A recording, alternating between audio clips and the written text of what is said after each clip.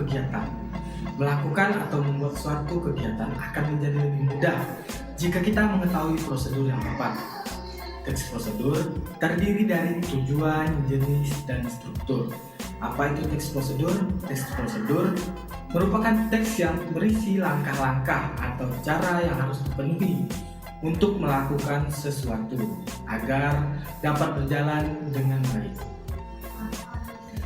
Tujuan dari teks prosedur adalah untuk menjelaskan kegiatan yang harus dilakukan agar pembaca dapat secara tepat dan akurat mengikuti sebuah proses membuat sesuatu, melakukan suatu pekerjaan, atau menggunakan suatu alat. Apabila pembaca sudah memahami isi teks prosedur dan dapat mengikuti instruksi penulisan, maka teks prosedur tersebut sudah sesuai dengan tujuannya. Ada 3 jenis teks prosedur. Pertama, teks prosedur sederhana sebagai teks yang berisi langkah-langkah sederhana yang biasanya hanya terdiri dari 2-4 langkah saja dalam melakukannya. Contohnya, cara menyalakan televisi, mematikan kipas angin, dan sebagainya. Yang kedua, ada teks prosedur kompleks. Teks prosedur kompleks adalah teks yang berisi banyak langkah dalam melakukannya. Contohnya, cara mengajukan pembuatan kartu SIM, cara memperpanjang STNK, atau prosedur pembuatan KTP, dan lain-lain. Terakhir, ada teks prosedur protokol. Teks prosedur protokol adalah teks yang pada setiap langkah-langkahnya bisa diubah atau tidak harus secara urut. Walaupun berubah, tetapi hasil akhirnya tetap sama. Misalnya, saat memasak mie instan, kita bisa merebus dengan memasukkan mie dan bumbu ke dalam air rebusan dari tungku. Atau bisa memasukkan air panas ke dalam wadah yang berisi mie, lalu memasukkan bumbu.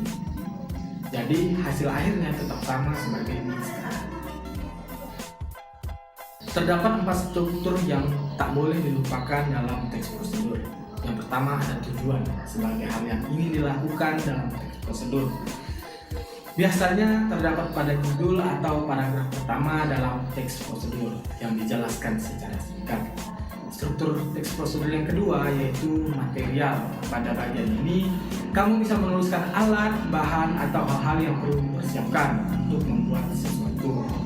Biasanya terdapat takaran, jumlah, bentuk, atau warna tertentu agar pembaca memperoleh hasil yang maksimal. Struktur yang ketiga adalah langkah-langkah, yaitu tahapan atau proses untuk membuat sesuatu yang dituliskan dengan kalimat yang jelas, logis, sistematis, dan tidak bertele-tele agar pembaca tidak kebingungan. Struktur yang terakhir dari teks prosedur yaitu penegasan ulang. Di sini kamu dapat menuliskan kesimpulan atau manfaat yang didapat jika pembaca berhasil mengikuti petunjuk yang terdapat di dalam teks prosedur tersebut. Setelah menyaksikan materi terkait teks prosedur tersebut, kalian dapat mengisi atau mengikuti kuis berikut. Setelah menyelesaikan kuis, kalian dapat mengikuti materi-materi selanjutnya. Sampai sini penjelasan kali ini, saya ucapkan terima kasih. Assalamualaikum warahmatullahi wabarakatuh.